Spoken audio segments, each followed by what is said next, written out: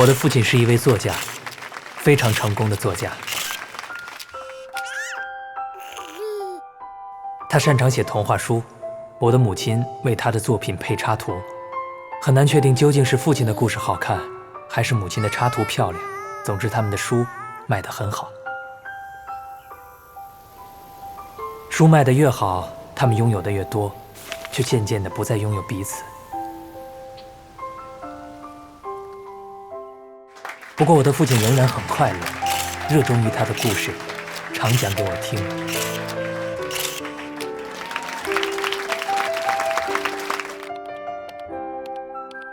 比如《镜中世界》的故事，他整整写了60本，而且故事还在继续。他们的所作所为，一切的一切，都只是在照搬我们的世界。如果他们有自我意识，会怎么想呢？他们会拒绝这种提线木偶一样的人生吗？我觉得他们一定会的，他们必须懂得思考。你说对吧，儿子？对，一定是这样的。忽然有一天，父亲离开了我，把我扔给了我的母亲。在陌生的环境中，我没有一个朋友。每天喜欢做的事情就变成了对着镜中的自己讲故事。我把镜中的我当成朋友，告诉他我多么想念我的父亲。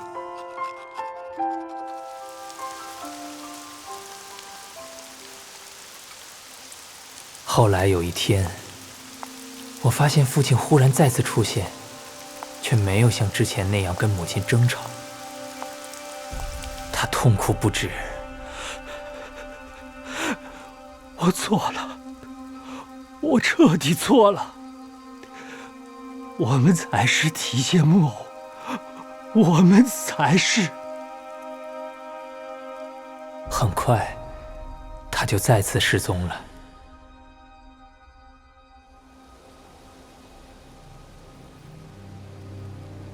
当我再次得到父亲的消息时，却是因为他自杀了。母亲非常伤心，可是她明明已经不再爱父亲。而对我来说，父亲最大的影响就是，他为我构造的世界已经在我的心目中根深蒂固。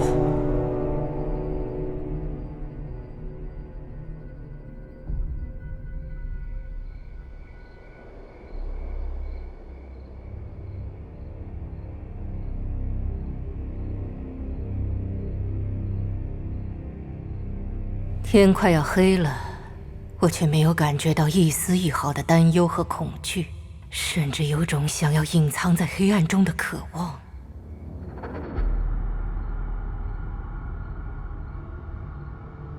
或者是让黑暗为自己的内心带来许久不曾有过的平静。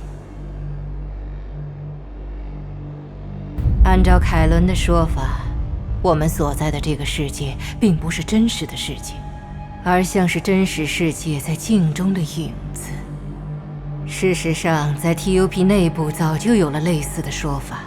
最著名的要数一个叫 Albert 爱因斯坦的犹太人，他曾发表过许多著名的足以改变世界的论文，却在一夜之间全部撤回。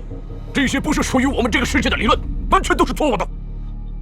爱因斯坦这样对世人解释：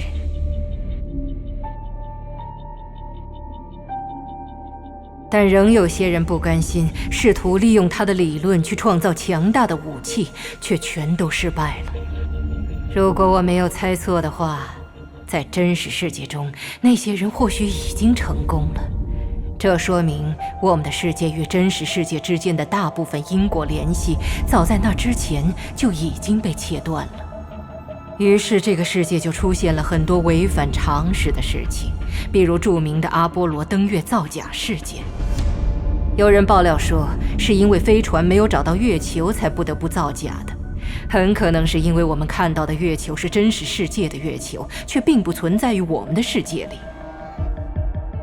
就连艾琳都曾发现过，现实与理论有很多不相符的地方，试图寄信提醒相关研究机构。这么聪明的人，如果没有发生大变革，大概已经被 TUP 招募为成员了。作为一个研究者，真是可惜呀。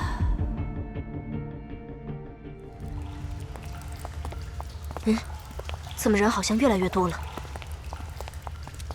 姐姐，你看，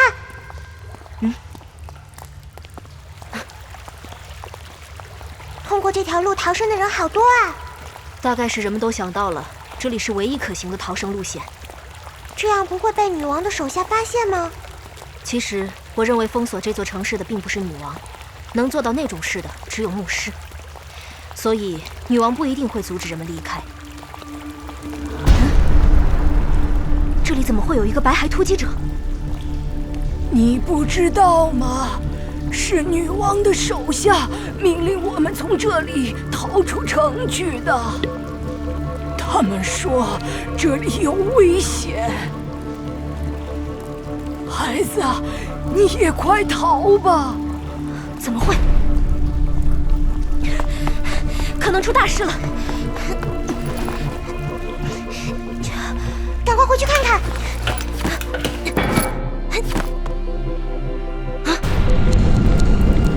姐姐，女王的血太阳没有出来。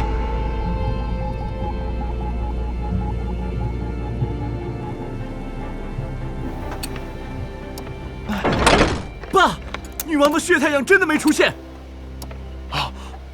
城里没有完全恢复照明，女王不可能放任自己的地盘上存在黑暗，肯定出事儿了。很多人都被女王的手下赶到地下通道去了，说从那里可以逃出城。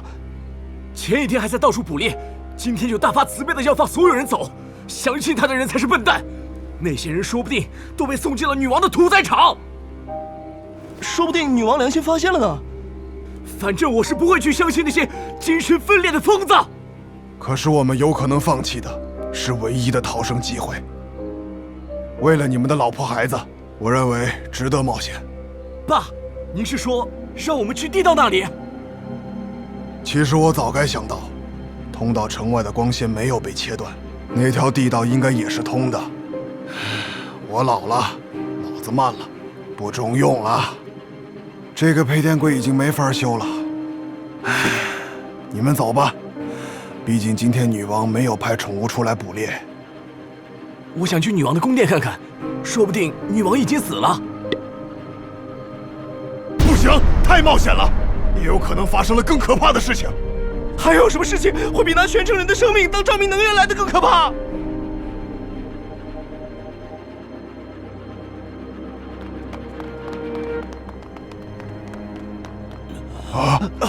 不行，死，不行。